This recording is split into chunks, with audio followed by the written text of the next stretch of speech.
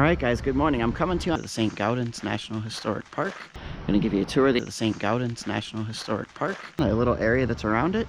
Alright, let's go make some memories. Special shout out to our channel members. Thank you so much for all your support. If you would like to become a channel member, hit that join button down below. There are some really fun benefits. Come have a look. Thanks for watching. This garden here, I just walked through a little bit and did some shorts for YouTube. If you haven't caught those, go find them on our channel, alright? Here's the house that they used to live in. It used to be a tavern when it was originally built by these guys, and then the tavern itself failed after a couple of years and ended up becoming known as a folly. And then they came and moved in and did a lot of renovations. They added that front porch. It's a beautiful home, and they lived here until he passed away, I believe, in 1907, and then she was like 21 years later she passed. And they wanted to keep it as a museum to him because he was one of the world's greatest sculptors. And that's what they've been able to do, and they gave it over to the National Park Service, I believe, in the 1950s or 60s. I wish I could have videoed inside the house. You only get to tour the downstairs. It's definitely worth taking the tour, though. But keep in mind, when you're here for that, it's limited hours. Like, it was only a couple hours in the morning and a couple hours in the afternoon that you can actually go in and take a tour. You can't just free-willingly walk around the house. You have to be invited in by a tour guide. And then this building here is the little studio. It's one of the little studios where he used to do his artwork. So this was the smaller studio. I know the lighting in here is not great.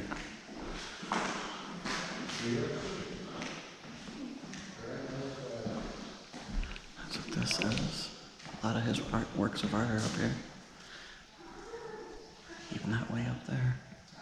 Just the lighting is not great in here because the wife was always afraid of fire, so they never put electricity in. And the old studio actually burnt down not once but twice at the big studio. So I can understand why she had that fear. Alright, so we're still inside the smaller studio. Modeling sculptors form these ideas with clay. Look at this. This is so cool. To have that much talent is amazing. It's amazing to have that much talent. So this one was designed for a cemetery in Washington, D.C. It's the Adams Memorial. People always debate if this is a man or a woman. Are they remembering? Are they sad? This one's in Rockford Cemetery. Oh, really? Very cool. So back here is what we call the Ravine Studio. This is actually, since 1970, they use this as every summer. They actually have an artist who comes here and stays here for the summer and completes works of art. And then they're actually able to, sometimes if they're available, answer questions about their artwork, that kind of stuff. Right now at the time, I don't think there's anybody in there.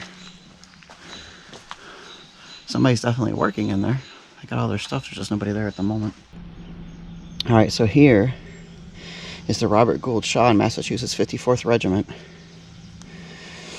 That should sound familiar to you guys. There's a reason why. It says, when commissioned to create this monument to honor Colonel Robert Gould Shaw, Saint-Gaudens could not ignore the sacrifice of the individual soldiers who served with him. African-American men from 24 states joined the 54th Massachusetts Infantry Regiment during the Civil War. Each enlisted despite their racial inequalities in military service. Each paraded past those who doubted their abilities. These soldiers had most to lose and most to gain in war. Only a fraction of them had ever even been enslaved, but all marched for the promise of equality for others. That's really cool. I like the detail on this. This is amazing.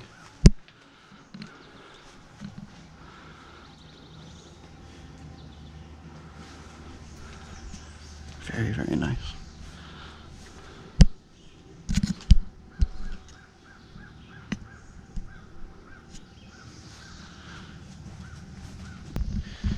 So you guys know why that had significance, obviously, for the fact that the brothers were willing to step up to help their fellow brothers, their fellow men. But those are the people that were depicted in the movie Glory. Movie starring Morgan Freeman, Denzel Washington.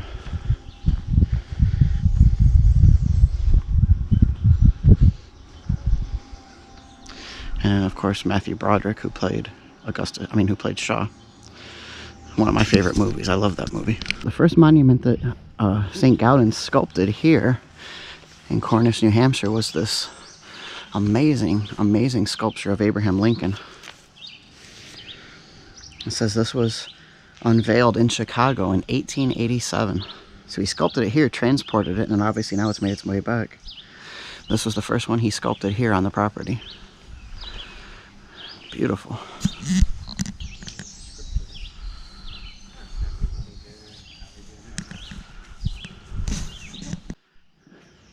There's a little area too where other people, I don't know if they have like activities for kids here, but there's other people who are putting work in here for sure. They're showing other people's artwork in here, which is cool.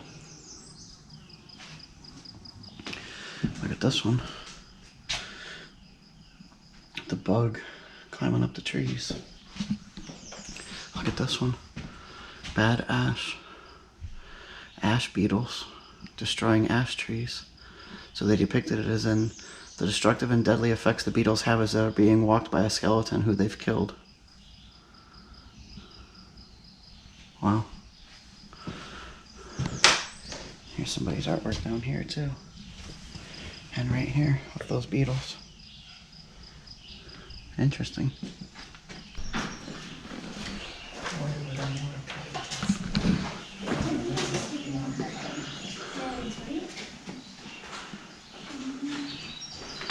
William Maxwell Evarts, Laurie Burns statesman.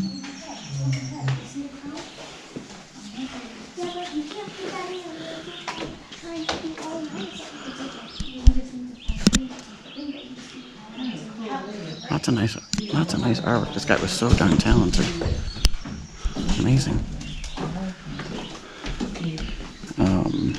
That one's not there anymore. They say some of the exhibits aren't here because they're part of traveling exhibits. Here's the head of Robert Gould Shaw, who was played by Matthew Broderick in Glory.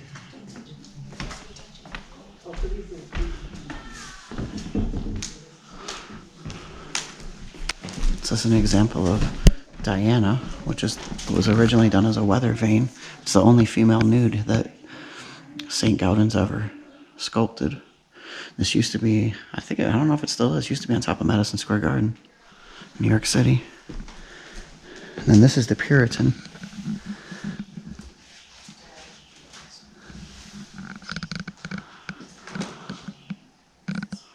Alright guys, so as you can see, I'm kind of walking through the woods here. So I'm walking back to my car from the visitor center.